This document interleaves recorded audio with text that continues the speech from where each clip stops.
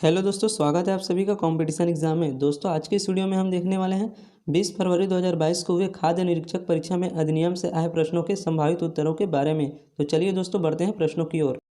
दोस्तों मैं जो आंसर बताने वाला हूँ वो पूर्णतः संभावित उत्तर हैं। व्यापम जब भी अपना मॉडल आंसर जारी करेगा आप अपने OMR सीट से जरूर मिलाइएगा। व्यापम जो आंसर लेगा वही सही माना जाएगा।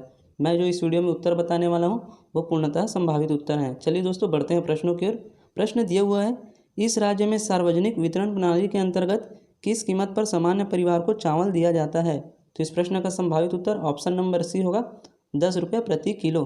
छत्तीसगढ़ राज्य में सार्वजनिक वितरण प्रणाली के अंतर्गत 10 रुपये प्रति किलो सामान्य परिवार को चावल दिया जाता है।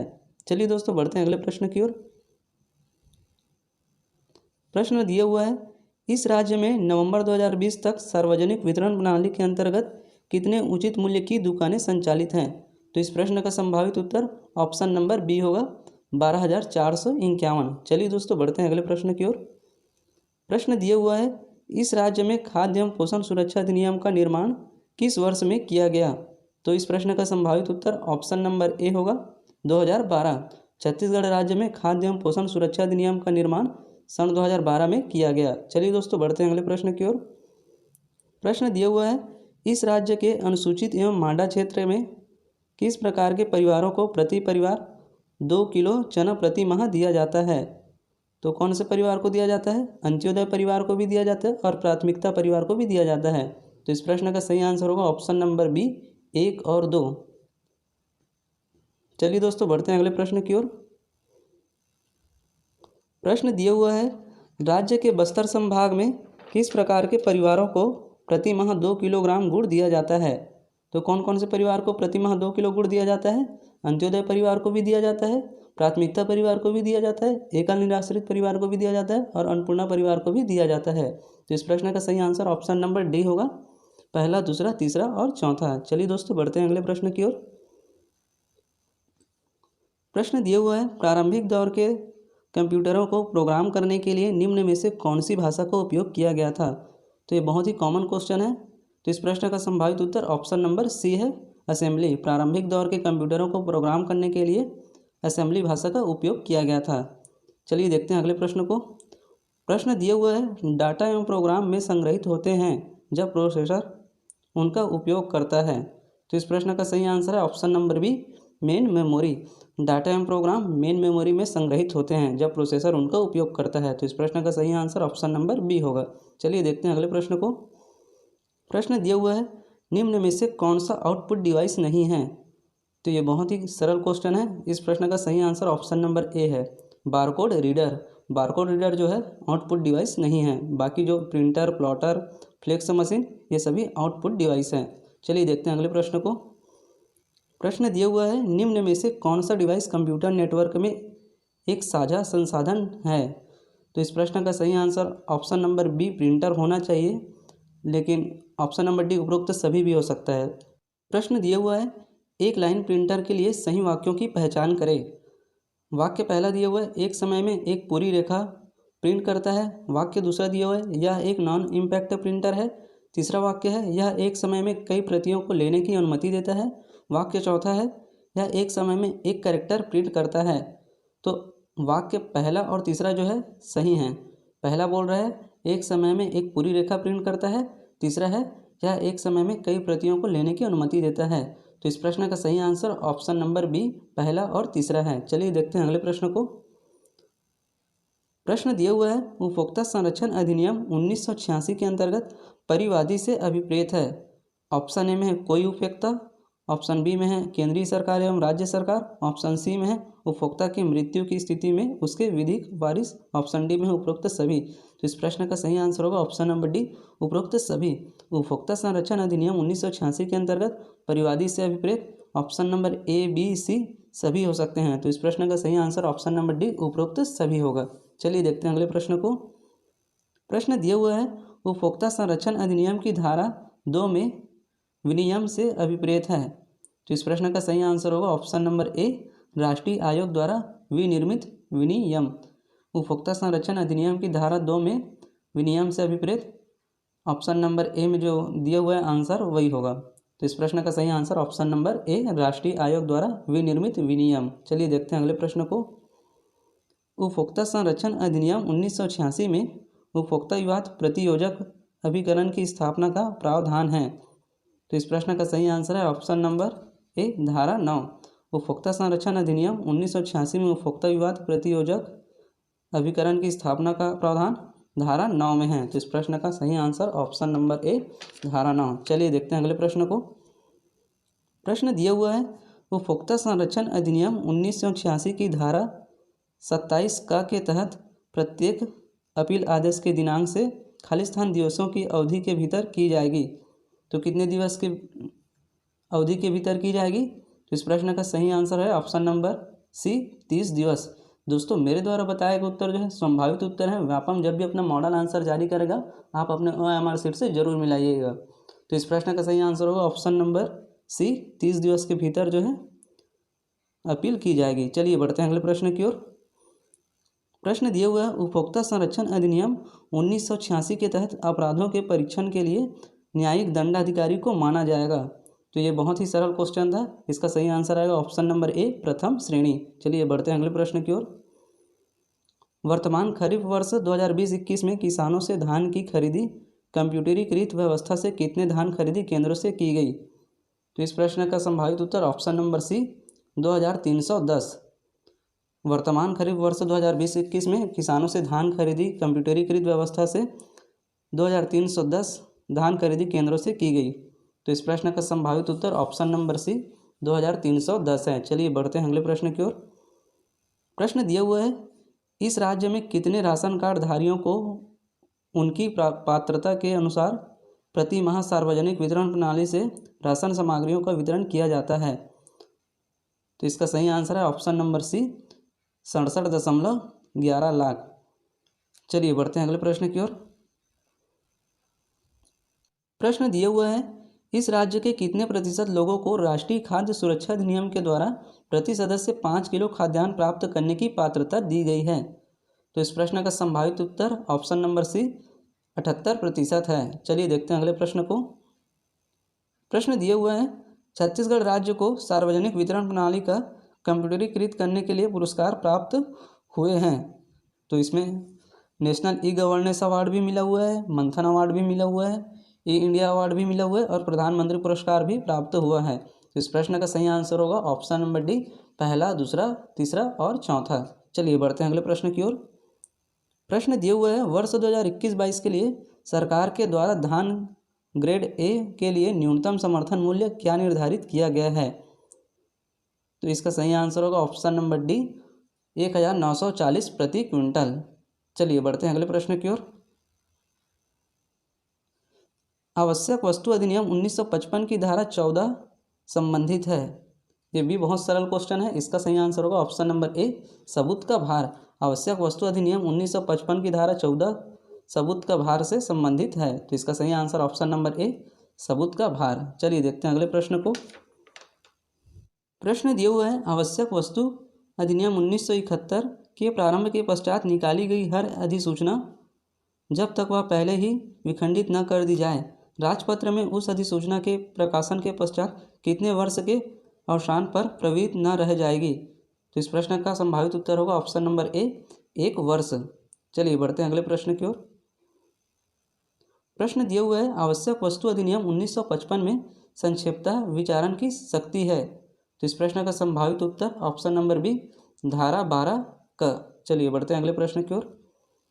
आवश्यक वस्तु अधिनियम 1955 में आदेशों के बारे में उपधारणा की धारा है। तो इस प्रश्न का सही आंसर ऑप्शन नंबर बी, धारा 13 है। चलिए बढ़ते हैं अगले प्रश्न की ओर। प्रश्न दिया हुआ है, आवश्यक वस्तु अधिनियम 1955 की धारा 10 के अंतर्गत आपराधिक मना स्थिति की उपधारणा के अंतर्गत शामिल है। ऑप्शन ए में है आशय, ऑप्शन बी में है मंतव्य, ऑप्शन सी में है तथ्य की जानकारी एवं विश्वास करने का कारण, ऑप्शन डी में है उपरोक्त सभी। तो इस प्रश्न का सही आंसर होगा ऑप्शन नंबर डी, उपरोक्त सभी। चलिए बढ़ते हैं अगले प्रश्न की ओर। वर्ष 2021-22 में किस तिथि तक धान की खरीदी न्यूनतम समर्थन मूल्य पर इस राज्य के द्वारा की गई? तो इस प्रश्न का सही आंसर है ऑप्शन नंबर सी, 7 फरवरी तक। वर्ष 2021-22 में 7 फरवरी तक धान की खरीदी न्यूनतम समर्थन मूल्य पर छत्तीसगढ़ राज्य में खरीदी की गई। चलिए बढ़ते हैं अगले प्रश्न की ओर। प्रश्न दिए हुआ है, इस राज्य में किस वर्ष से सार्वजनिक वितरण प्रणाली के अंतर्गत चावल उत्सव प्रारंभ किया गया? तो ये बहुत ही सरल क्वेश्चन है। इस प्रश्न का सही आंसर होगा ऑप्शन नंबर बी, फरवरी 2008। फरवरी 2008 जो है इस प्रश्न का सही आंसर होगा। चलिए बढ़ते हैं अगले प्रश्न की ओर। प्रश्न दिया हुआ है, इस राज्य में सार्वजनिक वितरण प्रणाली में पारदर्शिता एवं जन भागीदारी बढ़ाने कॉल सेंटर किस माह से संचालित किया जा रहा है? तो किस माह से संचालित किया जा रहा है? तो इस प्रश्न का सही आंसर होगा ऑप्शन नंबर ए, जनवरी 2008।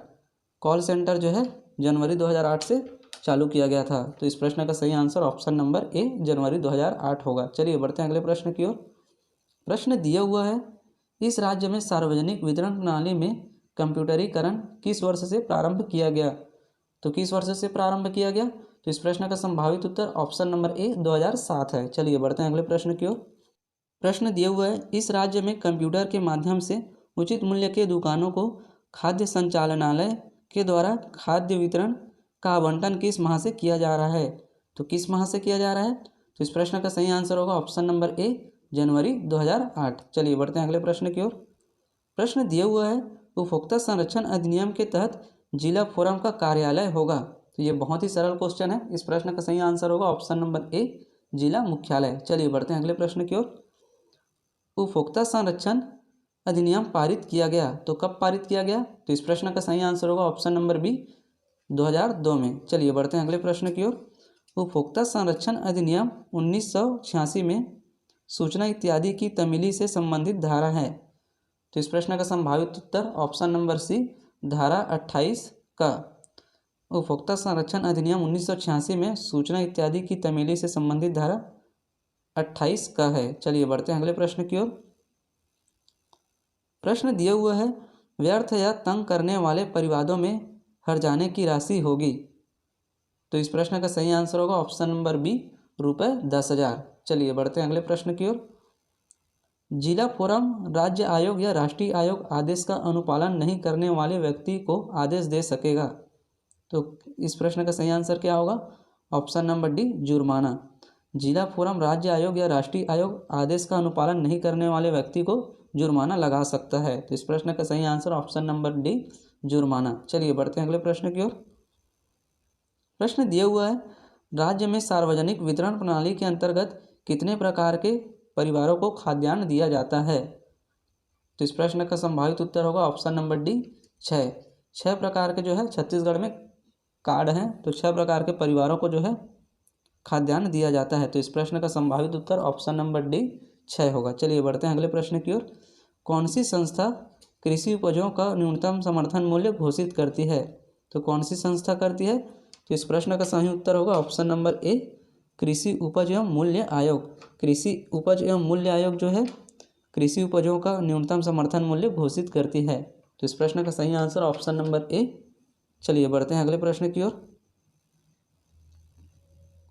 छत्तीसगढ़ सरकार के द्वारा न्यूनतम समर्थन मूल्य पर किन कृषि फसलों का उपार्जन किया जाता है? तो इस प्रश्न का सही आंसर होगा ऑप्शन नंबर डी, पहला, दूसरा, तीसरा और चौथा। छत्तीसगढ़ सरकार के द्वारा न्यूनतम समर्थन मूल्य पर धान को भी लिया जाता है, मक्का भी लिया जाता है और अभी रागी को भी लिया जा रहा है और गेहूं को भी लिया जाता है। तो इस प्रश्न का सही आंसर ऑप्शन नंबर डी, पहला, दूसरा, तीसरा और चौथा है। चलिए बढ़ते हैं अगले प्रश्न की ओर। प्रश्न दिया हुआ है, सार्वजनिक वितरण प्रणाली के अंतर्गत इस राज्य में 2018-19 से वर्ष 2020-21 तक किस खाद्य पदार्थ की खरीदारी में ऋणात्मक प्रवृत्ति है? तो ऋणात्मक प्रवृत्ति जो है शक्कर में भी देखा गया है और चना में भी देखा गया है, लेकिन इसका सही आंसर ऑप्शन नंबर बी, शक्कर होगा। चलिए बढ़ते हैं अगले प्रश्न की ओर। प्रश्न दिया हुआ है, वर्ष 2021-22 में किस अनाज का न्यूनतम समर्थन मूल्य सबसे अधिक है?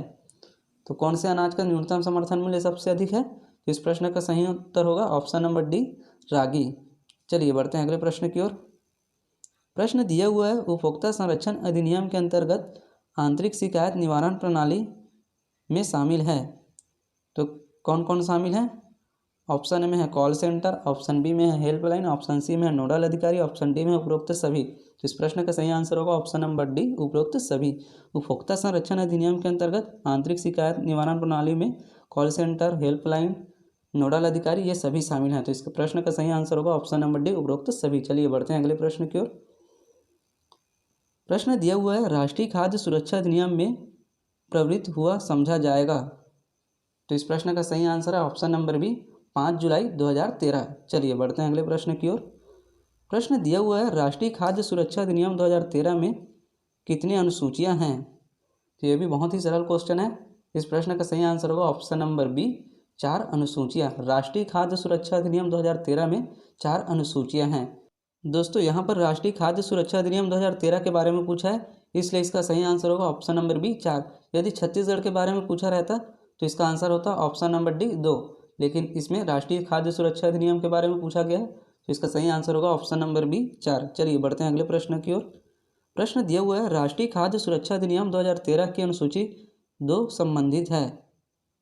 तो इस प्रश्न का सही आंसर होगा ऑप्शन नंबर ए, पोषण मानक। राष्ट्रीय खाद्य सुरक्षा अधिनियम 2013 की अनुसूची 2 में पोषण मानक संबंधित है। चलिए बढ़ते हैं अगले प्रश्न की ओर। प्रश्न दिया हुआ है राज्य खाद्य आयोग का गठन करेगी। तो ये भी बहुत ही सरल क्वेश्चन है। तो इस प्रश्न का सही आंसर होगा ऑप्शन नंबर सी, राज्य सरकार। राज्य खाद्य आयोग का गठन राज्य सरकार करेगी। चलिए बढ़ते हैं अगले प्रश्न की ओर। प्रश्न दिया हुआ है राष्ट्रीय आयोग सभी राज्य आयोगों पर प्रशासनिक नियंत्रण रखेगा। ऑप्शन ए में है प्रकरणों के लंबित होने पर, ऑप्शन बी में है सुनवाई के संबंध में निर्देश जारी करना, ऑप्शन सी में है सामान्यतः निरीक्षण, ऑप्शन डी में है उपरोक्त सभी। तो इस प्रश्न का सही आंसर होगा ऑप्शन नंबर डी, उपरोक्त सभी। राष्ट्रीय आयोग सभी राज्य आयोगों पर प्रशासनिक नियंत्रण, प्रकरणों के लंबित होने पर, सुनवाई के संबंध में निर्देश जारी करने पर, सामान्यतः निरीक्षण करने पर सभी प्रकार पर नियंत्रण रखेगा। तो इस प्रश्न का सही आंसर होगा ऑप्शन नंबर डी, उपरोक्त सभी। प्रश्न दिए हुए हैं उपभोक्ता संरक्षण अधिनियम में जिला पीठ राज्य आयोग तथा राष्ट्रीय आयोग वाद कारण उत्पन्न होने के पश्चात परिवाद ग्रहण नहीं करेगा। तो इस प्रश्न का सही आंसर होगा ऑप्शन नंबर बी, 2 वर्ष। चलिए बढ़ते हैं अगले प्रश्न की ओर। प्रश्न दिया हुआ है राष्ट्रीय आयोग कार्य करेगा।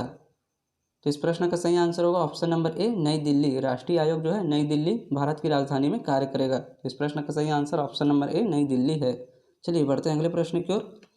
प्रश्न दिया हुआ है राष्ट्रीय आयोग के सदस्यों के वेतन, मानदेय तथा अन्य भत्ते विहित किए जाएंगे। तो इस प्रश्न का सही आंसर होगा ऑप्शन नंबर ए, केंद्रीय सरकार द्वारा। चलिए बढ़ते हैं अगले प्रश्न की ओर। प्रश्न दिया हुआ है राष्ट्रीय आयोग की अधिकारिता होगी। तो इस प्रश्न का सही आंसर होगा ऑप्शन नंबर डी, 10 करोड़ रुपये। राष्ट्रीय आयोग की अधिकारिता 10 करोड़ रुपये तक होती है और जिला आयोग की अधिकारिता 1 करोड़ रुपये तक होती है। इस तरह से हमने अधिनियम से पूछे गए महत्वपूर्ण प्रश्नों के संभावित उत्तर को देख लिए हैं। दोस्तों मेरे द्वारा बताए गए उत्तर पूर्णतः संभावित उत्तर हैं। व्यापम जब भी अपना मॉडल आंसर जारी करेगा आप अपने OMR शीट से जरूर मिलाइएगा। दोस्तों वीडियो अच्छा लगे तो वीडियो को लाइक करें और ज़्यादा से ज़्यादा लोगों में शेयर करें। और अभी तक आपने हमारे चैनल को सब्सक्राइब नहीं किया तो प्लीज़ चैनल को सब्सक्राइब जरूर करें